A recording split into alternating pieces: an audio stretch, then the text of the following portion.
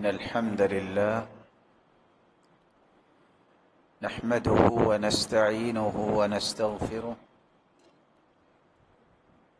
ونعوذ بالله من شرور أنفسنا وسيئات أعمالنا من يهده الله فلا مضل له ومن يضلل فلا هادي له وأشهد أن لا إله إلا الله وحده لا شريك له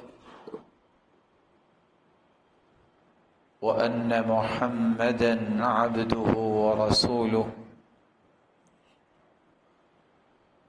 يا أيها الذين آمنوا اتقوا الله حق تقاته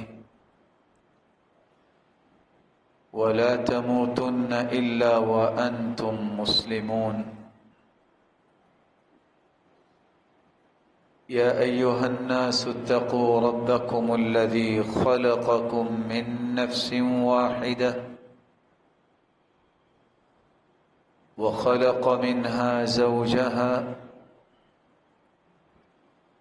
وبث منهما رجالا كثيرا ونساء واتقوا الله الذي تساءلون به والأرحام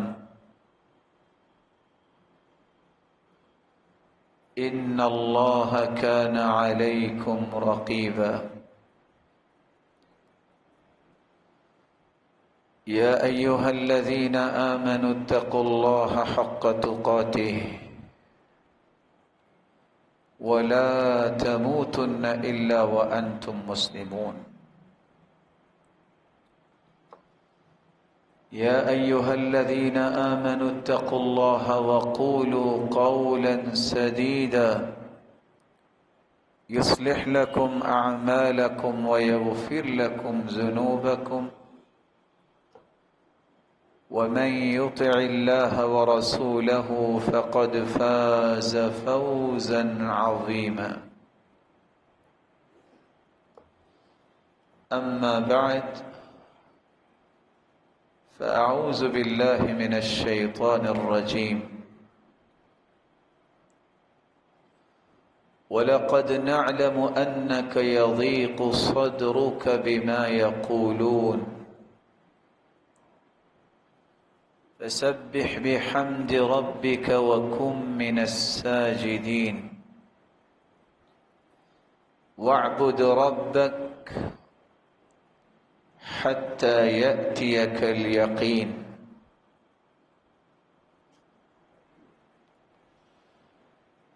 اللہ ذوالجلال ہم سب کے خالق و مالک ہیں، وہی رازق اور قادر مطلق ہیں، وہی اکیلی ذات ہے جس پر توکل کرنا، بھروسہ کرنا اور اعتماد کرنا بنتا ہے۔ اس کے سوا کوئی ذات ہے ہی نہیں کہ جس پر انسان توکل اور بھروسہ اور اعتماد و یقین کرے اور وہ ہستی اس کے اعتماد اور یقین کو پورا کرے۔ اللہ ذوالجلال نے اپنے پیغمبر کو ایک خوبصورت زندگی بنانے کا اصول سمجھایا ہے اور اپنے پیغمبر کے ذریعے اپنی مخلوق کو سمجھایا ہے، اور وہ اصول یہ ہے، زندگی کا سفر طے کرتے ہوئے کچھ لوگ آپ کو گالیاں دیتے ہیں، کچھ آپ کو تکلیفیں دیتے ہیں، کچھ لوگ تانے دے کے پریشان کرتے ہیں۔ فرمایا وَلَقَدْ نَعْلَمُ أَنَّكَ يَضِيقُ صَدْرُكَ بِمَا يَقُولُونَ، میرے محبوب ہم جانتے ہیں لوگوں کی باتوں کی وجہ سے آپ کو تنگی محسوس ہوتی ہے،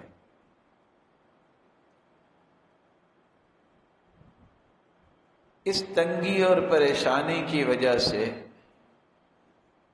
اگر کوئی دکھ آپ کو پہنچتا ہے تو اس کو زائل کرنے کا طریقہ کیا ہے؟ فسبح بحمد ربک، تم اپنے رب کی پاکیزگی کو بیان کرو، اللہ ذوالجلال ان تمام طعنوں سے تمہیں پاک کر دیں گے۔ وَقُم مِّنَ السَّاجِدِينَ، تم اللہ کے سامنے سجدہ ریز ہو جاؤ، لوگوں کے سامنے نہیں، لوگوں کے رب کے سامنے تم سجدہ ریز ہو جاؤ۔ جتنے لوگ ہیں ان کے دلوں میں محبت تیرا رب تیری پیدا کر دے۔ وَاعْبُدْ رَبَّكَ حَتَّى يَأْتِيَكَ الْيَقِينُ، جب تک رب کی طرف سے بلاوا نہیں آ جاتا، آپ کو فوکس کرنا ہے کہ میں نے عبادت میں کمی نہیں آنے دینی۔ کتنا یہ خوبصورت علاج ہے اور کتنا آسان علاج ہے۔ جو زبان اللہ کی جتنی پاکیزگی بیان کرتی ہے، اس شخص کے متعلق اللہ ذوالجلال لوگوں کے ذہن اتنے ہی صاف کر دیتے ہیں۔ اور حدیث میں آتا ہے اقرب ما یکون العبد من ربہ وہو ساجد، سب سے قریب اللہ کے انسان اس وقت ہوتا ہے جب وہ سجدے میں ہوتا ہے۔ اس لیے جو انسان جتنے سجدے زیادہ کرتا ہے اتنا ہی اسے تقرب الہی نصیب ہوتا ہے۔ ایک ہے فرض نماز کے سجدے، ایک ہے سنت اور نوافل کے سجدے۔ کبھی اکیلا سجدہ بھی کرنا چاہیے رب کو راضی کرنے کے لیے، رب کی نعمتوں کو یاد کر کے۔ کسی خوشی کے ملنے پہ اللہ کے رسول کا طریقہ مبارک تھا، كان اذا اتاه امر يسر به خر ساجدا لله، آپ کو جب بھی خوشی ملتی آپ فوراً اللہ کے سامنے سجدہ ریز ہو جاتے۔ ابن حبیرہ بیان کرتے ہیں کہ وہ شخص جس کو 10 لاکھ حدیثیں یاد تھیں، جن کو عبداللہ ابن المبارک کہتے ہیں، مغرب کی نماز ایک دن پڑھ کے ذکر و اذکار سے فارغ ہوئے، سنتیں ادا کی اور بیٹھے بیٹھے رب کو یاد کرتے کرتے سجدے میں چلے گئے۔ وہ کہتے ہیں میں نے کہا ابھی سر اٹھائیں گے، ابھی سر اٹھائیں گے۔ جب عشاء کی اذان شروع ہوئی تو انہوں نے سجدے سے سر اٹھایا۔ جن لوگوں کو اللہ کے سامنے جھکنے میں لذت مل جاتی ہے، وہ دنیا کی کسی چیز میں وہ لذت موجود ہی نہیں۔ ایم اللہ، اللہ کی قسم تجربہ کر کے دیکھ لیجئے، خاص طور پر سحری کے اوقات میں جب ہر شخص جو ہے وہ کوئی نیند میں ہے، کوئی اللہ کی عبادت میں ہے، لیکن آپ اپنے گھر میں اکیلے ہیں، اس وقت بچے بھی سو رہے ہیں، گھر والے بھی اگر سو رہے ہیں، آپ اس وقت جو سجدہ کرتے ہیں، جو قیام کرتے ہیں، جو رکوع کرتے ہیں، جس سے دل میں وہ لذت پیدا ہوتی ہے جو دنیا کے کسی بھی پکوان کے اندر آپ کو وہ لذت نصیب نہیں ہوگی۔ کوئی سوچ نہیں ہوتی ہے اس وقت، کوئی آواز اور شور نہیں ہوتا، ڈائریکٹ اللہ سے اس وقت ہم کلامی کا جو شرف ملتا ہے انسان کو، اس کی کیسی ہی لذتیں ہیں، اللہ سب کے نصیبے میں فرمائے۔ آج کے اس پرتشویش ماحول کے اندر جس طرح ہم نماز کی پابندی کرتے ہیں، عبادات میں سے ایک عبادت یہ بھی ہے جس کو دنیا بھول گئی، جس عبادت کو توکل کہتے ہیں، اللہ پر یقین کہتے ہیں، اللہ پر اعتماد کہتے ہیں، اللہ پہ بھروسہ کرنا کہتے ہیں، یہ بھی عبادت ہے۔ اس یقین کے ختم ہونے کی وجہ سے ہر شخص کو اس قدر خوف لاحق ہو گیا ہے، وہ یہی سمجھ بیٹھا ہے آج فلاں فوت ہوا ہے تو ظہر کے بعد میری باری آ جانی ہے۔ میرے پیارے بھائی، باری جب آنی ہے تو اللہ نے کسی سے مشورہ ہی نہیں کرنا، وہ تو لکھا ہوا ہے اللہ نے، لیکن یاد رکھنا اللہ نے جو لکھا ہے وہی نافذ ہوگا، وہاں میرا اور آپ کا کوئی بس چلنا ہی نہیں ہے۔ اس لیے اس ذات پہ یقین رکھنا، اس پر بھروسہ کرنا، اس پر اعتماد کرنا، اسے ہی قابل اعتماد ذات سمجھنا، یہ ایسی عبادت ہے یہ اللہ ہر ایک کو نصیب ہی نہیں کرتے، لیکن جس کے نصیبے میں ہو جائے اللہ ذل جلال اسے دنیا میں کبھی گرنے نہیں دیتے۔ یقین کسے کہتے ہیں؟ والاعتقاد الجازم الثابت المطابق للواقع، اس قدر انسان کا پختہ مائنڈ بن جائے جس کو لغزش بھی کبھی نہ آئے، اور مائنڈ کیا بن جائے؟ نہیں، میرا رب جو فیصلہ کرے گا وہ ہوگا، اس بات پہ پختگی سے ڈٹ جائے، جم جائے، بڑی سے بڑی بات مصیبت پریشانی آ جائے وہ کہے نہیں یہ مصیبت ہے، میرا رب تو پوری کائنات کا خالق ہے، وہ سب سے بڑا ہے، اس کے سامنے اس کی حیثیت ہی کوئی نہیں۔ اور آپ کے علم میں ہونا چاہیے کہ وہ کتنا بڑا بادشاہ ہے، اس کی بادشاہت پہ میں صرف ایک جھلک پیش کرتا ہوں۔ اللہ کا جو یہ کائنات کا جو نظام، اس پہ ذرا نظر اٹھائیے آسمان کی طرف، نظریں ذلیل ہو کے تھک ہار کے نیچے آ جائیں گی، لیکن آسمان میں کوئی خلل نظر نہیں آتا۔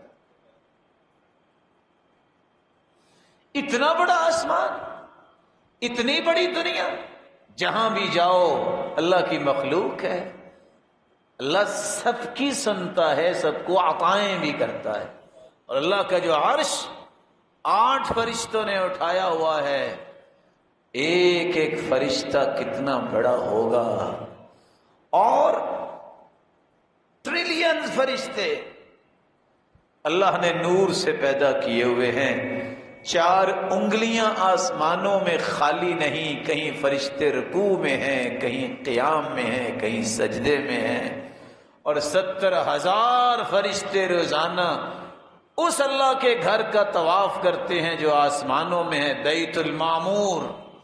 جس نے ایک مرتبہ طواف کیا ہے قیامت تک دوبارہ اس کی باری نہیں آئے گی۔ اور حدیث کے الفاظ ہیں جو حملۃ العرش ہیں، ایسے فرشتے جنہوں نے اللہ کا عرش اٹھایا ہوا ہے، ان کے کندھے اور کان تک کا یہ فاصلہ مسیرۃ 700 عام، 700 سال تک اگر سفر کیا جائے، جتنا سفر بنتا ہے وہ اس فرشتے کے کندھے سے کان تک کا سفر ہے، جیسا کہ رسول اللہ صلی اللہ علیہ وسلم فرمائے۔ اگر یہ سفر اتنا ہے تو فرشتہ کتنا بڑا ہوگا۔ وسع کرسیہ السماوات والارض،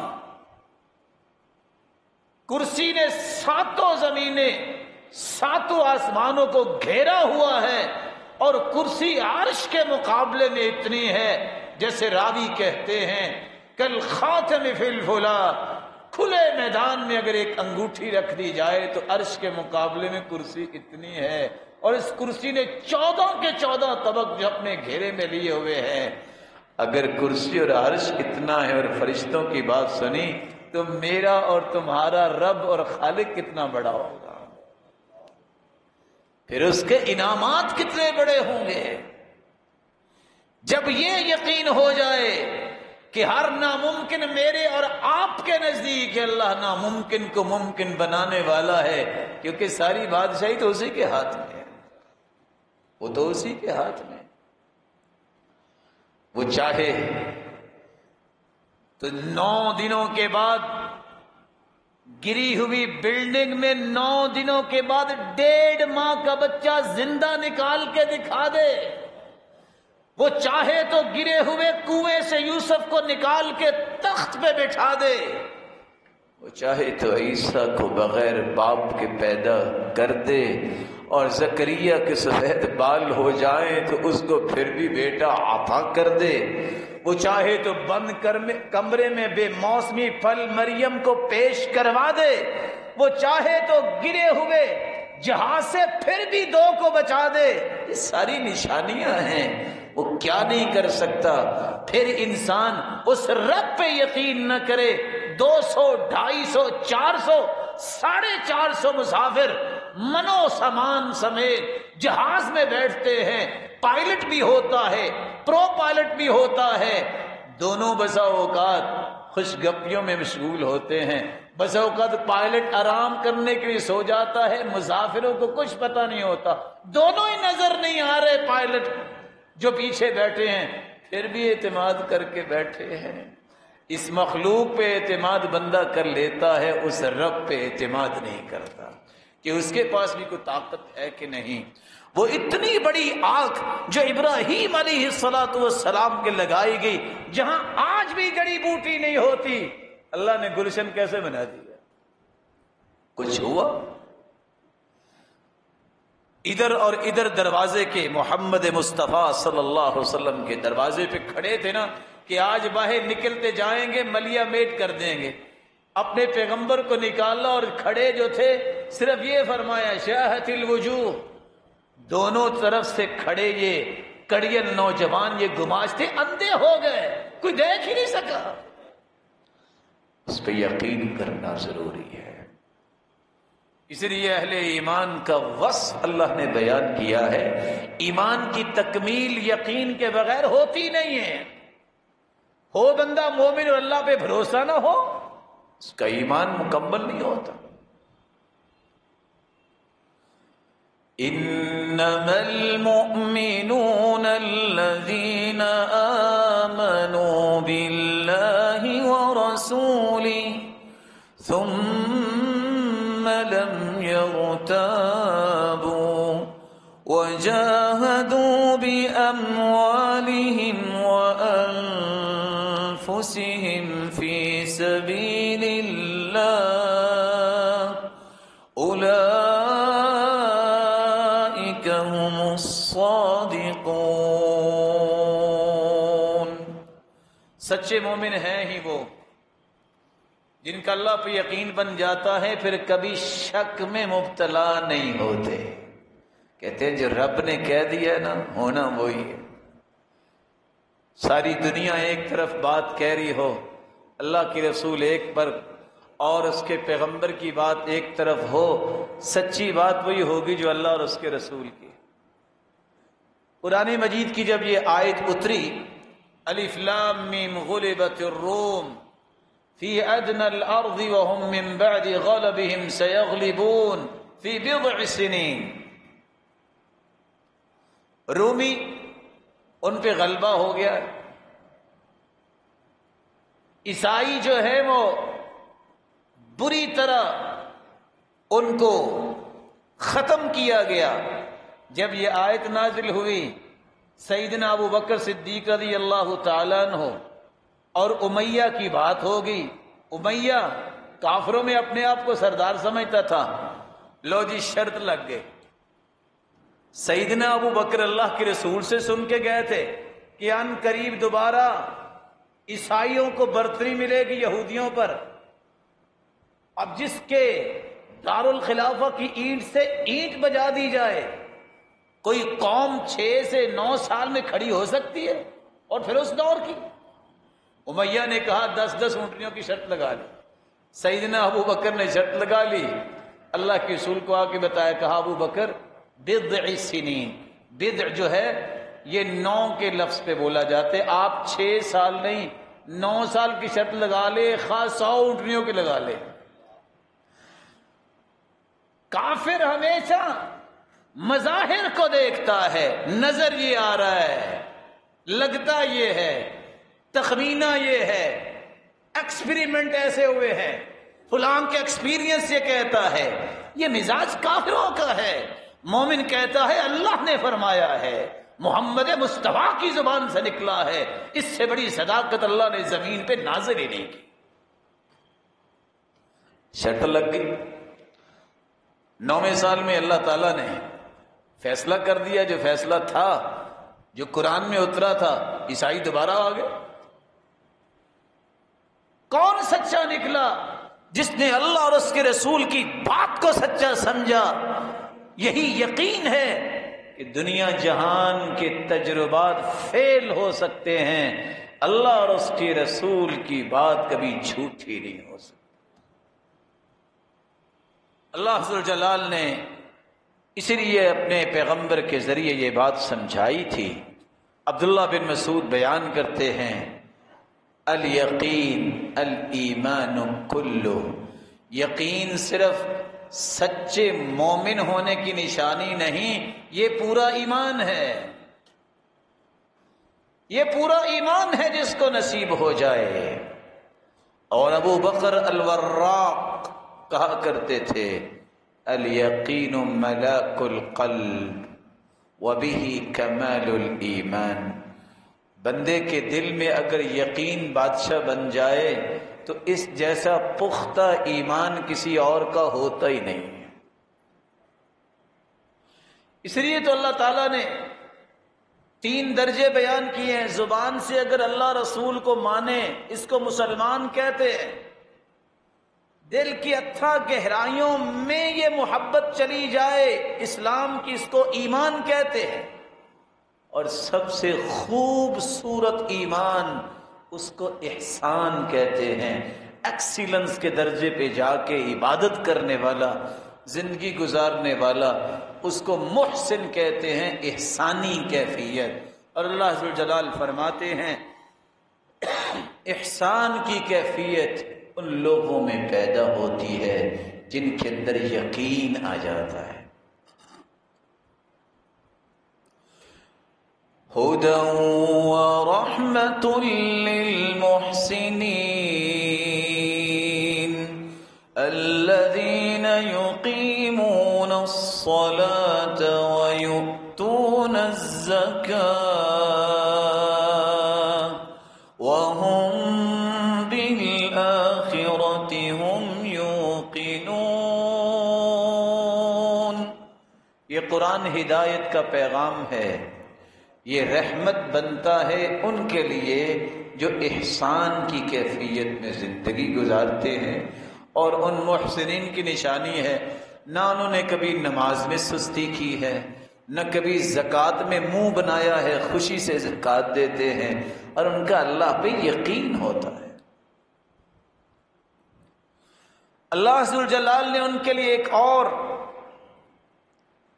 فضیلت بیان کروا دی ہے اپنے پیغمبر کے ذریعے۔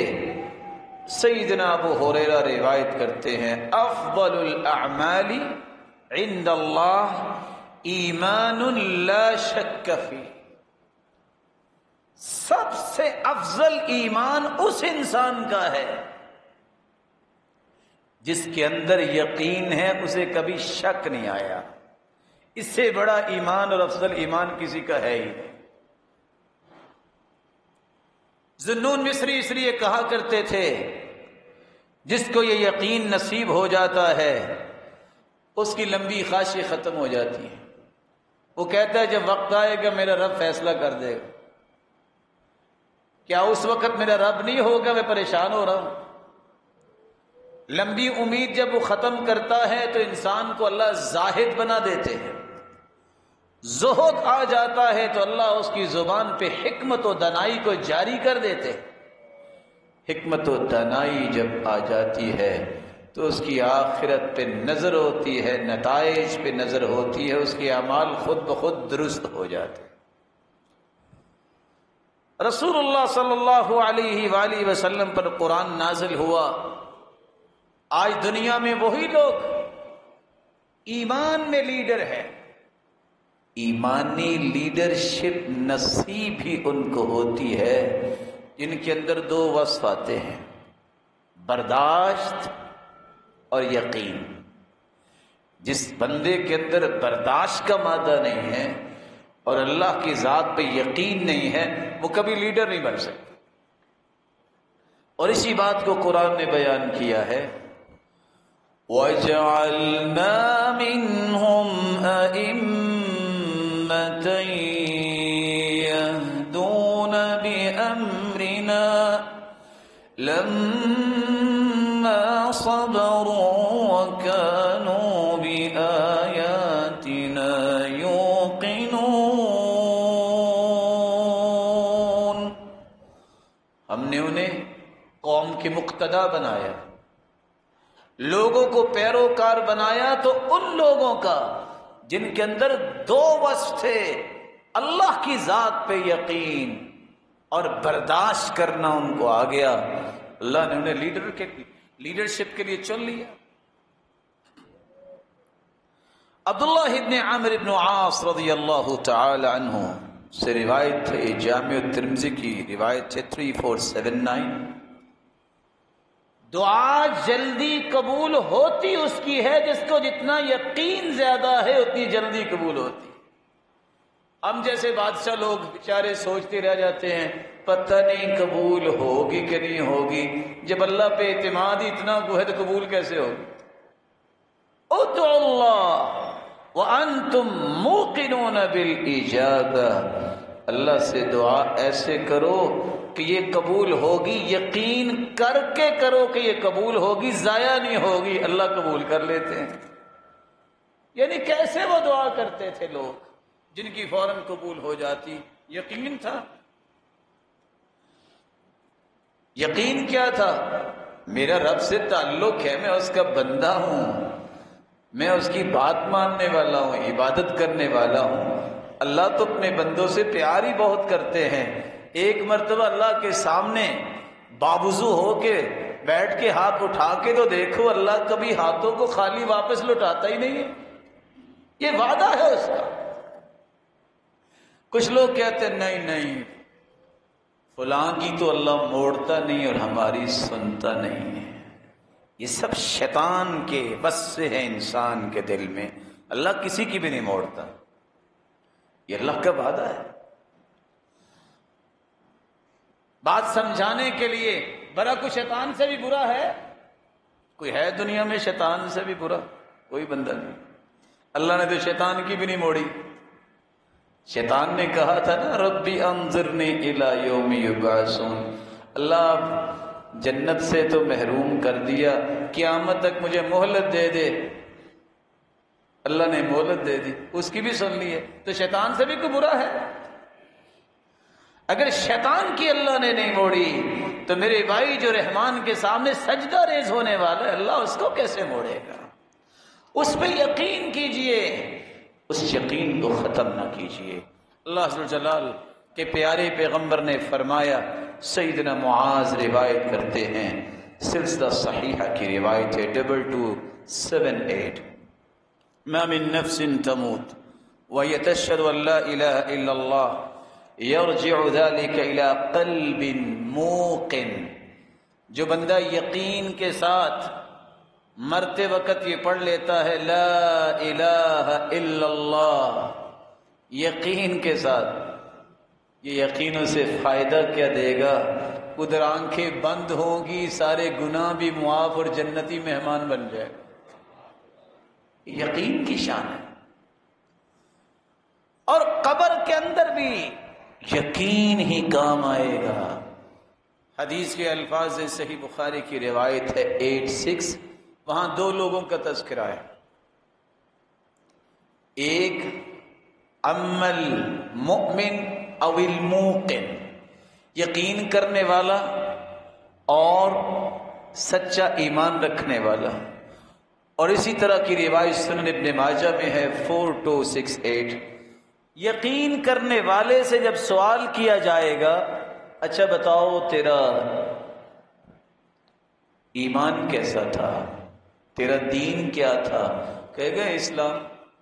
اور یقین کرنے والا چونکہ عمل کرتا ہے، حدیث کے الفاظ ہیں جب فرشتے سوال کرنے آئیں گے تو سر کی طرف سے آئیں گے نا، نماز گئے کہ پیچھے رہو، اس کو آرام کرنے دو، ساری زندگی تو یہ عبادت میں لگا رہا، کام ہی کرتا رہا.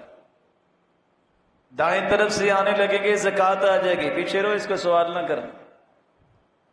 بائیں طرف سے آئے گا، آئیں گے فرشتے، صدقہ آ جائے گا.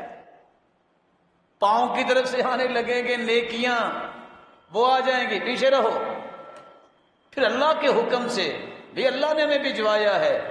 اور سوال 3 ہوں گے. ایمان، اچھا دین کیا ہے آپ کا، نبی کے بارے میں آپ کیا کہتے ہیں، اور یہ بتائیے رب کون ہے. تو تینوں کے جواب دے گا ربی اللہ، میرا رب اللہ ہے. نبی محمد، میں ساری زندگی اپنا قائد اعظم اس کو مانا، اس ہستی کو جس جیسی ہستی اللہ نے زمین پہ بھیجی ہی ہے. میرا دین دین اسلام ہے. فرشتے سوال کریں گے اچھا یہ بتاؤ کہ تمہیں پتہ کیسے چل گیا. 3 ہی سوال اور 3 ہی جواب. قرأت القرآن وعملت بما فيه وصدقت به، میں نے قرآن پڑھا، اس کے مطابق عمل کیا، اور میں نے کہا جو میرے رب نے کہا ہے سچ کہا ہے. یہ عمل تھا جس سے یقین پیدا ہوتا ہے. قرآن پڑھے نا تو یقین کیسے پیدا ہوگا، عمل ہو نا تو یقین کیسے پیدا ہوگا. پھر وہ فرشتے اتنی بات جب کرتے ہیں تو آسمان سے آواز آتی ہے ان صدق عبدی، اور میرے بندے نے سچ کہا ہے. فرشتوں فافرشوا له فراش الجنہ، یہ 3 چادروں میں سے چھوڑ کے چلے گئے ہیں. یہ تو اچھے اچھے لباس بھی پہنتا ہوگا، اس کو جنتی لباس فوراً پہنا دو.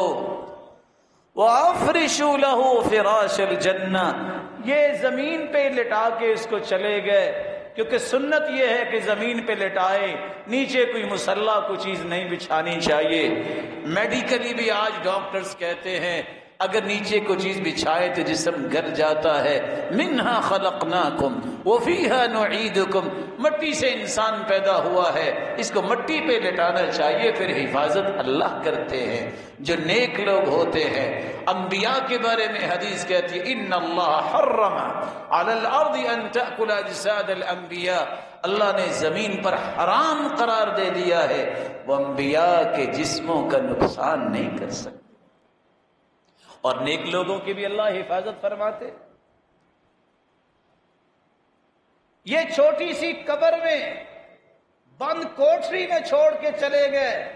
وَافْتَحُوا لَهُ بَابًا إِلَى الْجَنَّةِ، جنت کا دروازہ کھول دو، جنت کی خوشبوئیں بھی اس طرف آئیں، اس کی ہوائیں بھی آئیں. کتنا کھول دو قبر کو جو مجھے اور آپ کو اتنی نظر آتی ہے.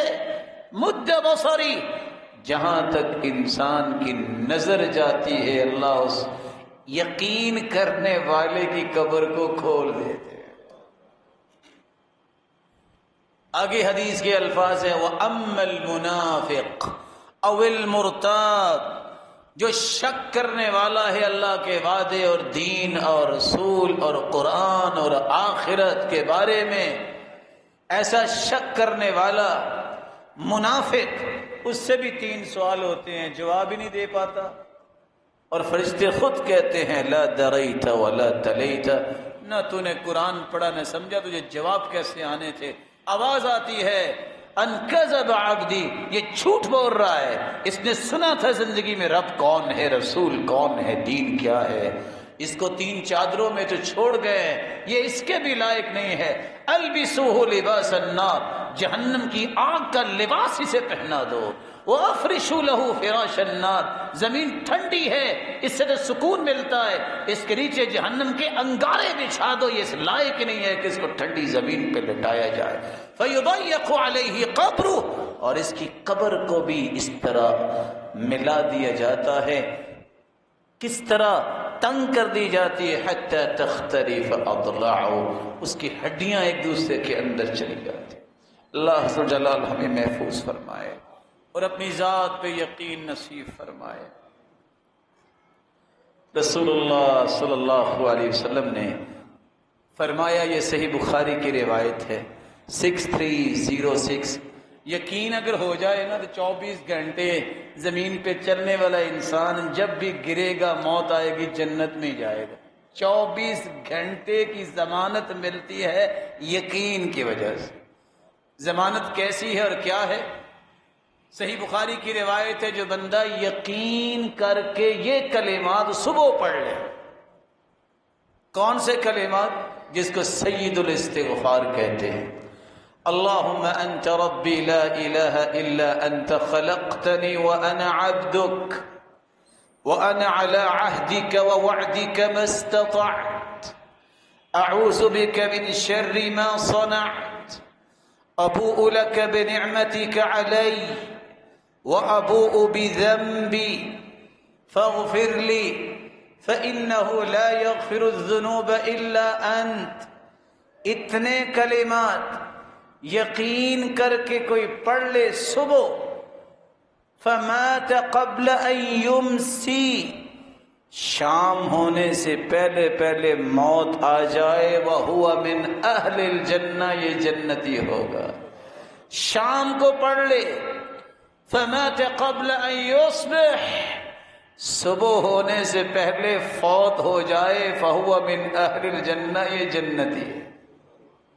صحیح بخاری سے بڑھ کے قرآن مجید کے بعد کوئی اوتھینٹک کتاب دنیا میں آج تک نہیں آئی۔ اصح الکتب بعد کتاب اللہ العزیز، قرآن کے بعد صحیح بخاری سے بڑھ کے کوئی کتاب صحیح نہیں۔ صحیح بخاری کی یہ روایت بتاتی ہے میں اور آپ 24 گھنٹے جنت کی ضمانت لے سکتے ہیں، گنتی کے 2 منٹ صبح اور 2 منٹ شام یہ دعا پڑھ لے تو آپ اللہ کی رحمت پہ یقین کیجئے، وہ آپ کو جنت کی ضمانت میں رکھے۔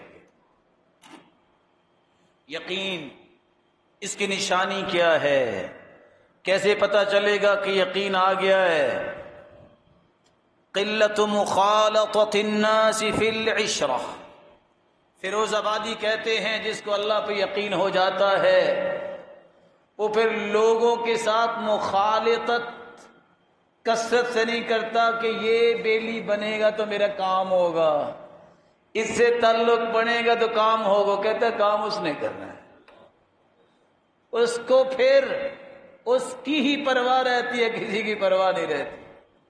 دوسری نشانی ترک المدح لهم فی العطیہ، اللہ ہی لوگوں کے دلوں میں ڈالتے ہیں، اگر لوگ اسے کچھ دے بھی دیتے ہیں وہ ان کی تعریف کرنے سے پہلے اس کی تعریف کرتا ہے۔ دلوایا تو اس نے دلوایا، کون جانتا تھا؟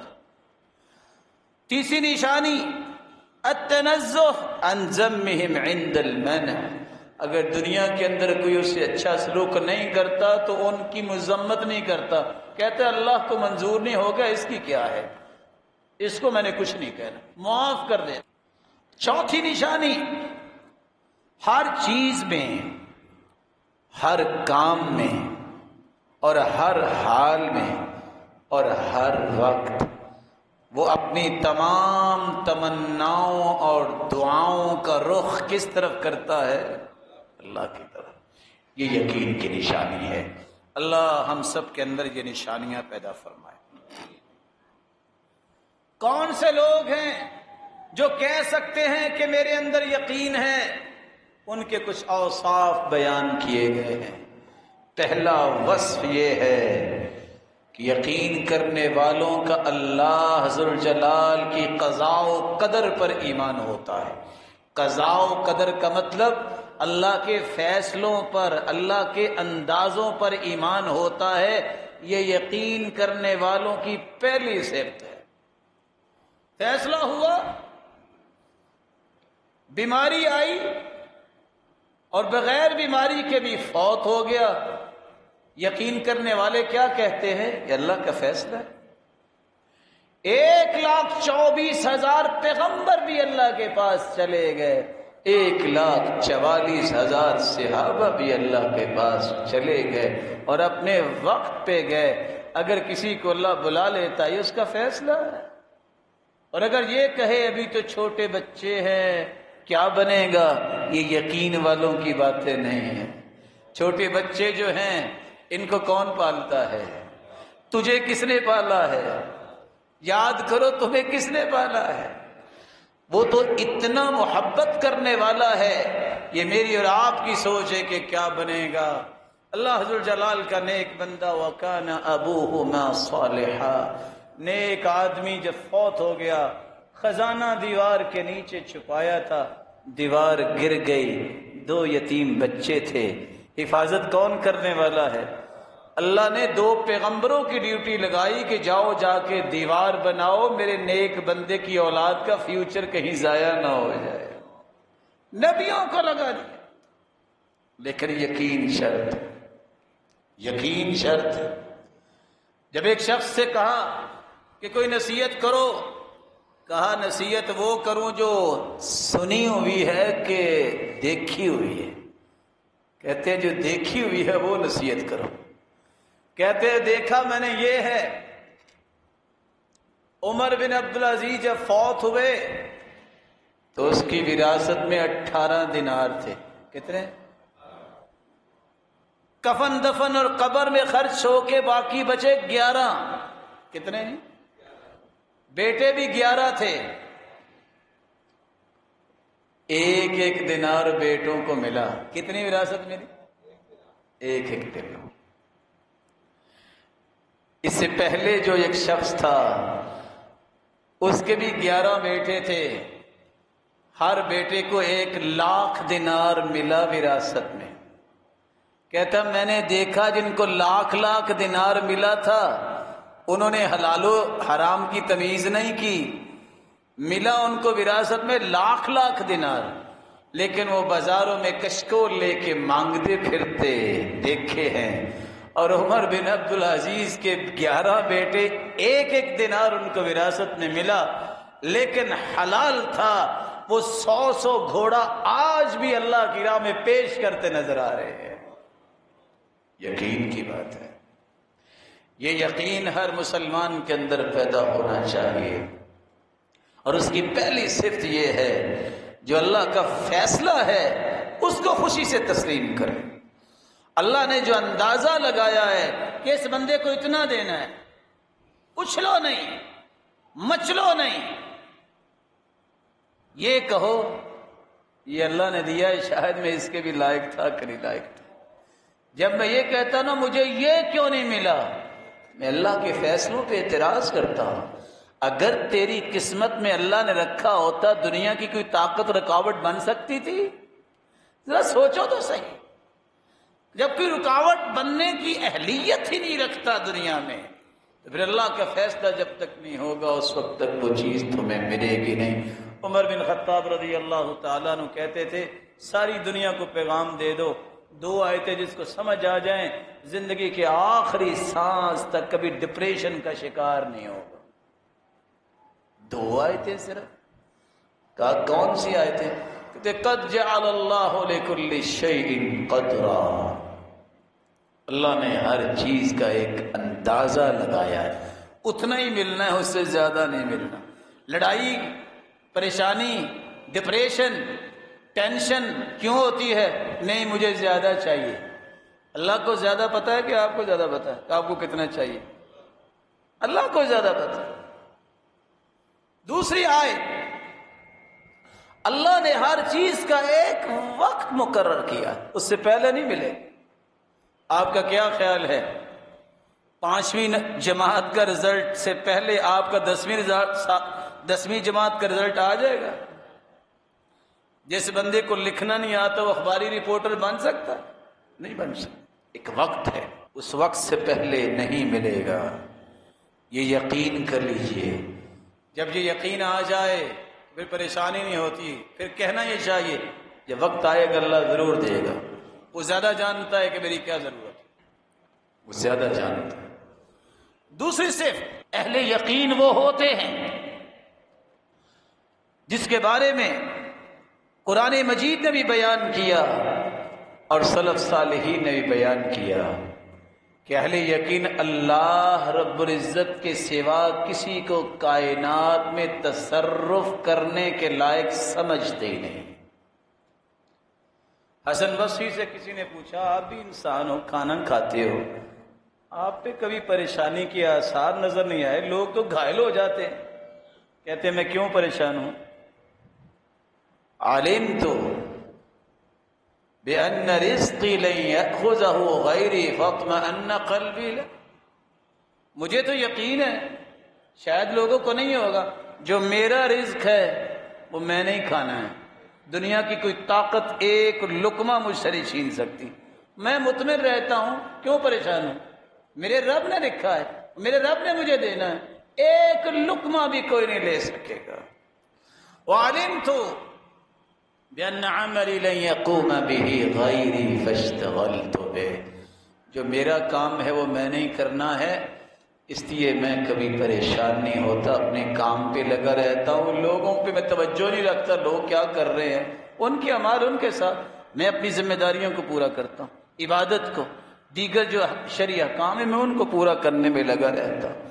یہ یقین جب تک نہ ہو کہ اللہ نے جو فیصلہ کرنا ہے وہ ہوگا، کسی اور کا فیصلہ نافذ نہیں ہوگا، نہ اس وقت تک یقین بنتا ہے، نہ اس وقت کے انسان کا ایمان مکمل ہوتا۔ تیسری صفت یقین کرنے والوں کی تیسری صفت یہ ہے کہ اللہ نے جو فیصلے کر رکھے ہیں، کائنات کو بنانے سے 50,000 سال پہلے اللہ نے تقدیریں لکھ دی ہیں، ویسے ہی ہونا ہے۔ اس پر ایمان جب تک نہیں ہے، یہ مجھے اور آپ کو بسا اوقات اچھا فیصلہ لگتا ہے، کبھی نہیں لگتا، یہ ہماری عقل کا قصور ہے، اللہ کا ہر فیصلہ اچھا ہی ہوتا ہے، میرے رب کا ہر فیصلہ درست ہی ہوتا ہے۔ جب تک وہ ان فیصلوں پہ یقین کر کے اللہ کے فیصلوں کو مقدم نہیں کرتا، اس کا ایمان پختہ ہی نہیں ہوتا۔ چوتھی صفت یقین کرنے والوں کی یہ ہے کہ وہ نفع نقصان کا مالک اس کو سمجھتا ہے۔ کس کو سمجھتا ہے؟ نفع کون دیتا ہے؟ نقصان بھی ہو تو اس نقصان کو بھی پورا کرنے والا کون ہے؟ اللہ ہے۔ رسول اللہ صلی اللہ علیہ وسلم پر قرآن نازل ہوا، وَإِن يَمْسَسْكَ اللَّهُ بِضُرٍّ فَلَا كَاشِفَ لَهُ إِلَّا هُوَ، اگر پوری کائنات کو جمع کیا جائے تو کیا محمد مصطفیٰ کا مقابلہ ہو سکتا ہے؟ جب سے کائنات بنی، آدم سے لے کے قیامت تک آنے والی انسانیت جمع ہو جائے تو محمد مصطفیٰ کی عظمت کو کوئی نہیں پہنچ سکتا۔ اللہ فرماتے ہیں میرے محبوب آپ کو بھی اگر تکلیف آئے تو اس کو دور کرنے والا کون ہے؟ وہ اللہ کی ذات۔ اللہ ذو الجلال یہ چاروں وصف ہمیں نصیب فرمائے۔ لیکن ان چاروں وصفوں کے ساتھ راز کی بات بتا کے میں بات کو ختم کیے دیتا ہوں۔ چار باتوں پہ یقین کر لے، دل سے خوف ویسے ہی ختم ہو جائے۔ یہ جو ہم کہتے ہیں نا بس موت آئے کہ نہیں آئی، نہ جانے کب آنی ہے، ہم سوچتے ہیں میں بیمار ہوں گا، اچانک لوگ ہاسپٹل لے کے جائیں گے، پھر ڈاکٹر کہیں گے کہ گھر لے جو اس کو جواب ہو گیا، پھر موت آئے گی۔ اچھا تو چلتے چلتے اللہ روح نہیں کھینچ سکتے؟ بولتے بولتے انسان کی زبان اللہ بند نہیں کر سکتے؟ یہ تخمینے اور یہ باتیں کہاں سے سوچتے ہیں آپ؟ چار باتوں پہ یقین کر لیجئے۔ سب سے پہلی بات میرے بھائی، انہ لن تموت نفس حتی تستکمل رزقها، صحیح ترغیب کی روایت 1702، جو لقمہ، جو پانی کا قطرہ میں اور آپ لکھوا کے آئے ہیں، ہماری پیدائش کے 5 ماہ پہلے یہ سب کچھ طے کر دیا گیا تھا، جب تک ہر جان اپنے خوراک کا آخری لقمہ اور آخری قطرہ کھا پی نہیں لے گی اس کو موت نہیں آئے۔ یہ کون کہہ رہے ہیں؟ جس سے سچی زبان اللہ نے کسی کو عطا نہیں کی۔ دوسرا یقین کر لیجئے، جو وقت طے ہے نا، کبھی اس سے 1 سیکنڈ پہلے آپ کو موت نہیں آئے گی۔ فَإِذَا جَاءَ أَجَلُهُمْ فَلَا يَسْتَأْخِرُونَ سَاعَةً وَلَا يَسْتَقْدِمُونَ، ایک پل بھی پہلے آپ کو موت نہیں آئے گی، وقت مقرر پہ آئے گی۔ تیسرا یقین، اللہ ذوالجلال نے جگہ بھی مقرر کی ہے، اس کو کہاں موت آنی ہے، جگہ بھی مقرر ہے، اس کو کہاں موت آنی ہے۔ ساری زندگی خالد بن ولید میدانوں میں رہے اور وہ کہتے ہیں، خالد بن ولید، وَمَا فِي جَسَدِي شِبْرٌ إِلَّا وَفِيهِ ضَرْبَةٌ بِسَيْفٍ أَوْ رَمْيَةٌ بِسَهْمٍ، ایک بلشت، اتنی جگہ بھی میرے جسم میں خالی نہیں جہاں تلوار اور تیر کا نشان نہ ہو۔ ساری زندگی لڑائیاں کی ہیں دین کو بلند کرنے کے لیے۔ خالد بن ولید نے شہادت مانگتے رہے ہیں، موت ان کے آگے آگے رہی ہے، یہ پیچھے پیچھے رہے ہیں، لیکن موت آئی بھی ہے تو کہاں چارپائی پہ گھر لیٹے ہو گئے۔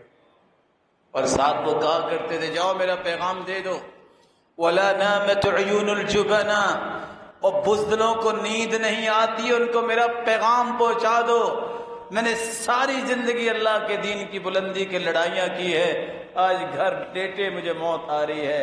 من طلب الشہادة بالصدق بلغه اللہ ایاها وإن مات على فراشی، جو سچے دل سے شہادت مانگتا ہے اللہ اسے عطا کر دیتے ہیں، خواہ وہ اپنے گھر میں چارپائی پہ فوت ہو۔ تو جو جگہ ہے وہ طے ہے۔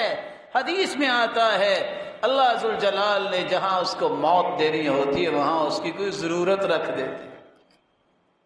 پھر سبب بھی طے ہے،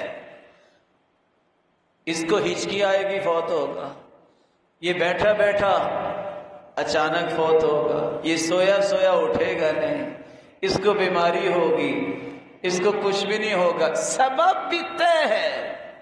رسول اللہ صلی اللہ علیہ وسلم نے فرمایا، اذا قضى اللہ میتة عبد بأرض جعل له الیها حاجة، اللہ ذوالجلال جب کسی کو موت دینا چاہتے ہیں، جس جگہ دینی ہو اس جگہ پہنچا دیتے ہیں، جس سبب سے آنی ہو وہ سبب پیدا ہو جاتا ہے۔ امام اوزاعی کہتے ہیں ایک شخص نے ساری زندگی مچھلی نہیں کھائی، کہتا ہے مجھے ڈر ہے کہ کہیں کانٹا نہ مجھے چھپ جائے۔ ساتھیوں نے مجبور کیا، پہلے دن مچھلی کھائی، کانٹا چبھا، وہیں فوت ہو گئے۔ اللہ کا فیصلہ۔ تعجب کی بات ہے کس طرح 43 سال تک حج کے لیے پیسہ جمع کرنے والی انڈین عورت جب وہاں پہنچی ہے خوشی میں آ کے سجدے میں چلے گئی کہ اللہ نے حج کے لیے بلا لیا ہے، اور سجدے میں پڑی فوت ہوگی اور اٹھی نہیں۔ اللہ ذوالجلال سبب طے ہے، جگہ طے ہے، وقت طے ہے، اور یہ بھی طے ہے کہ یہ کھا کے ہی فوت ہونا ہے۔ جب یہ ساری چیزیں طے ہیں تو پریشانی کیا ہے؟ مسکراتے جانے کی تیاری کرو۔ تیاری کیا ہے؟ نمازوں کی پابندی، توحید کو خالص کرنا، بڑوں کا احترام، چھوٹوں پہ شفقت، خیر خواہی مسلمانوں کے لیے مانگو اور کرو، یہ کام کرو۔ جب جاؤ تو مسکراتے جاؤ، جانا ہے تو پھر بھی کس کے پاس جانا ہے؟ وہ ایک دیہاتی تھا نا، تو دیہاتی کو لوگوں نے بڑا ڈرایا، قبر بھی ہوگی، حشر بھی ہوگا۔ کہتا ہے میں نماز تو پڑھتا ہی ہوں آپ، لیکن یار ایک بات تو بتاؤ، ویسے جانا کدھر ہے؟ کہتے ہیں اللہ کے پاس۔ کہتا ہے پھر خیر ہے، وہ بڑا رحمان رحیم ہے۔ دنیا جہان کے سارے رشتہ دار مل جائیں تو اتنی محبت تمہیں نہیں دے سکتے، ساری دنیا بھی مل جائے تو نہیں دے سکتی جتنا تمہارا رب تمہیں عزت اور تمہیں محبت سے نوازے گا۔ وآخر دعوانا الحمد للہ علی احسانہ والشکر له علی توفیقہ وامتنانہ، اما بعد۔ اللہ پر یقین یہ سچے مومنوں کی نشانی ہے، اور جس کو یقین مل جاتا ہے اس کو سمجھ لو کہ اللہ کی رحمت مل گئی، اور جو یقین سے محروم ہے وہ دنیا کے ہر غم اس کو چمٹ جاتے ہیں۔ یقین ایسا ہے جو انسان کے دل سے خوف کو دور کرتا ہے۔ یقین نہ ہو تو ہر وقت پریشانی انسان کے دل میں رہتی ہے۔ یقین کر لیجئے کہ تمہارا رب تمہیں ضائع نہیں کرے گا، تمہارے رب کے وعدے سچے ہیں، اور تمہارے رب نے جو پیغمبر بھیجا ہے اس کی باتیں سچی ہیں۔ اور وہ باتیں کیا ہیں کہ مسلمانوں تم اللہ کے سامنے جھکتے رہو گے تو اللہ تمہیں ضائع نہیں کرے گا۔ میری اللہ سے دعا ہے یہ جتنے روشن چہرے بیٹھے ہیں ہر قسم کی وبا اور بیماری اور مصیبتوں سے سب کو محفوظ فرمائے، اور اللہ عز و جلال جو بھی بیمار ہیں روحانی یا نفسیاتی یا جسمانی ان کو شفا یاب کر دے، اور جو دنیا سے رخصت ہو گئے ان کو کروڑہ رحمتوں سے نواز دیں، اور ان کی آخرت کو بہتر فرما دے۔ اور اللہ عز و جلال جس طرح اس تیرے گھر میں سب جمع ہیں سب کو جنت الفردوس میں جمع فرما دے اور اپنے دیدار کا مستحق بنائے۔ بہت ضروری بات، یقین کرنا یہ ایمان کی نشانی ہے، لیکن اس کا قطعاً یہ معنی نہ سمجھیے گا کہ اللہ کے رسول نے جو احتیاطات بتائی ہیں اس کو قبول کرنے میں ضد کرنے والا اللہ کو بہت ہی ناپسند ہے۔ سنت ہے کہ احتیاط کرو، فرق کیا پڑے گا؟ یہ بات بھی سمجھیے۔ یقین میرا یہ ہے کہ فیصلہ اللہ کا ہونا ہے، احتیاط میں اس لیے کروں گا کہ اللہ کے رسول نے بھی کی ہے۔ میں کچھ زیادہ متقی ہوں، میرا کو رب پہ زیادہ توکل ہے۔ کائنات کا سب سے بڑا یقین کرنے والے اور توکل کرنے والی ہستی محمد الرسول اللہ صلی اللہ علیہ وسلم بھی زرہ پہن کے میدان میں آئے۔ انہوں نے بھی کہا ہے اونٹنی کی ٹانگ باندھو پھر توکل کرنا، تو میں ان سے زیادہ متقی ہوں۔ اس لیے ڈاکٹرز اگر کوئی آپ کو احتیاط کی بات کہتے ہیں ضد نہ کیا کرو، بات مانا کرو۔ ذمہ دار کوئی بات کہتا ہے تو ہٹ درمی نہ کیا کرو، بات مان لیا کرو۔ یہ بھی سنت ہے کہ تمہارا کوئی ذمہ دار بات کرتا ہے اس کی بات کو سنو، مانو۔ اگر تو ہم دین میں سچے ہیں تو ہمیں اللہ پہ یقین بھی کرنا ہوگا، اور اس کے ساتھ سنت سمجھتے ہوئے ان احتیاطات کو بھی اختیار کرنا ہوگا۔ مالک الملک آپ سب کی حفاظت فرمائے۔ وآخر دعوانا